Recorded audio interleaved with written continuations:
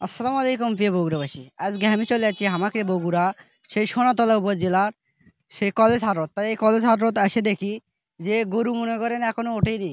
সে আমরা জীবনে কোনোদিন আসিনি, আজকে প্রথম আসছি। তা আসছি আমি ১১টার দিকে, এটি এসে শুনে দেখি হাট লাগে ৩টের থেকে। তা যাই হোক, কষ্ট করে আপনাদের জন্য ভিডিও করি।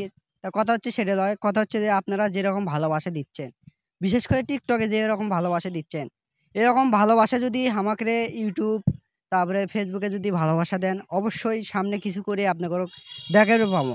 তা আমাকে ইউটিউব চ্যানেলের নাম হচ্ছে গ্রামের হাট বাজার।